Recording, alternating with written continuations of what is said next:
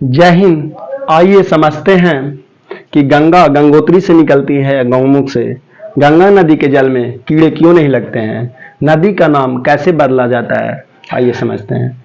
उत्तराखंड के दो क्षेत्र हैं, एक ये पूर्वी साइड कुमाई हिमालय, इधर का साइड गढ़वाल हिमालय। तो गढ़वाल हिमालय में बहुत सारे ग्लेशियर पाए जाते हैं, उसी में से एक बद्रीनाथ में संतोपात ग्लेशियर है।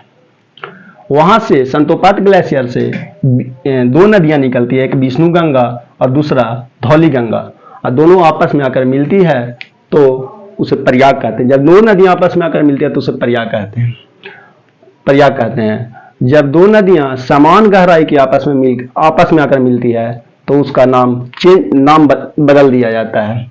और अगर एक नदियां गहरी हो और दूसरी नदियां कम गहरी हो तो जो गहरी नदियां हैं उसी के नाम से वो नदियां आगे बढ़ जाती हैं। आइए समझते हैं। जब संतोपात ग्लेशियर से विष्णु गंगा और धौली गंगा आकर मिलती है विष्णु प्रयाग में तो ये अलकनंदा के नाम से ये आगे बढ़ जाती है। जब अलकनंदा आगे बढ़ती है तो नंदाकिनी नदी ये अलकनंदा से आकर मिलती है, और नंदाकिनी कम गहरी है इसीलिए अलकनंदा के नाम से आगे बढ़ जाती है। और अलकनंदा फिर पिंडार जब अलकनंदा में आकर मिलती है तो पिंडार कम गहरी है तो ये अलकनंदा के नाम से आगे बढ़ जाती है।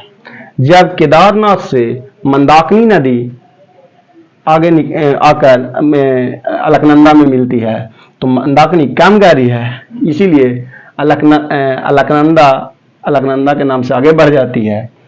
जब उत्तर काशी के गंगोत्री से ये भागीरथी नदियां आगे निकलती है तो ये भिलांगना नदी भागीरथी नदी में आकर मिलती है, और भिलांगना कम गहरी है इसीलिए भागीरथी के नाम से आगे निकल जाती है और ये अलकनंदा में आकर मिलती है।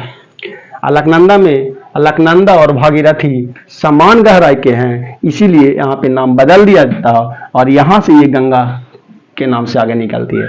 आइए समझते हैं प्रयाग क्या है। जब दो नदियां आपस में मिलती है तो उसे प्रयाग कहते हैं। तो विष्णु गंगा और धौली गंगा आपस में मिलती है तो यहाँ पे विष्णु प्रयाग बनता है। अलकनंदा और नंदाकिनी जब आपस में मिलती है तो उसे नंद प्रयाग कहा जाता है।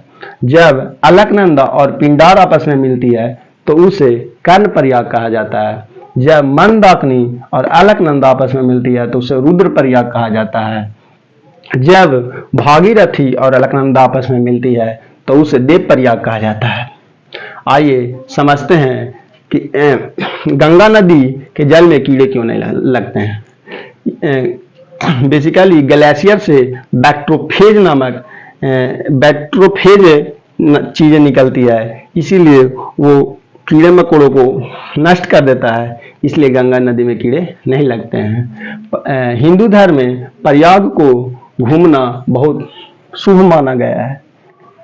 शास्त्रों के अनुसार ये 5 प्रयागों को हिंदू धर्म के अनुसार घूमना चाहिए। और जब गंगा नदी पहाड़ों से निकलती है तो उसमें बैक्टीरियोफेज पाया जाता है, इसी कारण से गंगा नदी के जल में कीड़े मकोड़े नहीं लगते हैं। उत्तराखंड के लोग भागीरथी को गंगा कहते हैं, जबकि बंगाल के लोग गंगा को भागीरथी कहते हैं। जय हिंद।